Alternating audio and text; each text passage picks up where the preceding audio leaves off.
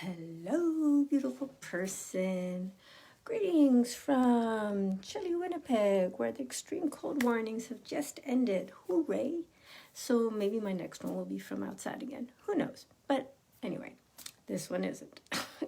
My name is Hadassah Vitar. I'm a life coach and a wellness advocate, and I help beautiful people like you create well being in their lives. And why do I do that? So my mother passed away at the age of 69 with complications of diabetes, and she never got to see my kids grow up. And it wasn't because she didn't know how to take care of herself. Of course she did, but she had other priorities until it was too late. And I don't want that to happen to me, and I don't want that to happen to you. And that's why I'm here pretty much every day, except 7, talking about mindset, about health, about energy, all sorts of things that fall under the umbrella of creating well-being. So today I want to talk about mastery and whether that is really the answer. And the reason I'm doing this is I saw a video this morning by a person for whom I have a huge amount of respect. And he was talking about how he's been doing cold showers, intermittent fasting, stuff like that. I've been doing intermittent fasting since 2014, just as an aside, without mastery. But let me not jump ahead of myself. I don't like cold showers. I have long hair, not washing it in cold water. But that's an aside. This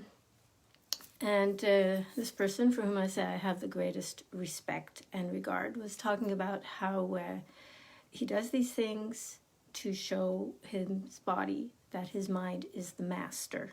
He said to achieve mastery, his mind is in control.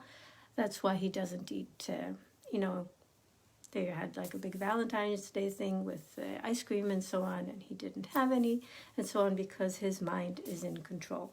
And that is awesome, and I'm glad that's working for him. But it really caused me to ask some questions of myself, and also I talked with my coach, who is a Tony Robbins aficionada, and she also does cold baths and stuff like that.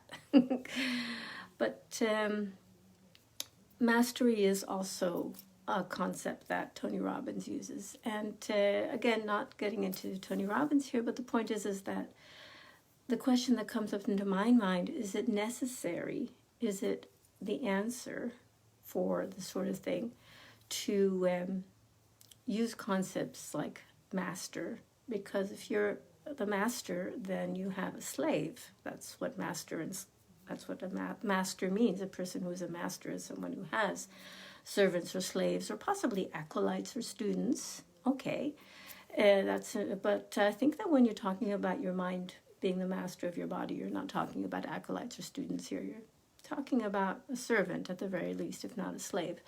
And I don't know that I necessarily want that kind of relationship between my mind and my body. They are partners. And yeah, sometimes we have, and he's talking about getting rid of bad habits. And I totally hear that. Bad habits are not good for our well-being, and I have plenty that I'm working on getting rid of. But for example, with the intermittent fasting, so I do these double fasting days in a week on a certain cycle that I worked out with my nutritionist.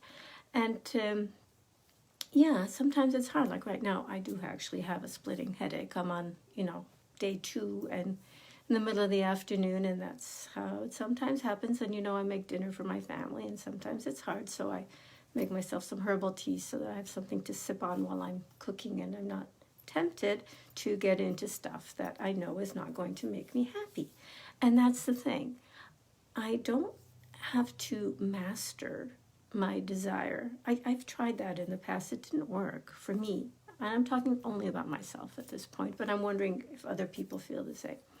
I don't need to master the desire that my body has to get into the beautiful birthday cake that my daughter baked for me on Sunday, and I had one piece, but I'm not going to have any more. And I don't need to have a master/servant relationship with my body in order to do that. My body is not my enemy, and we're not fighting.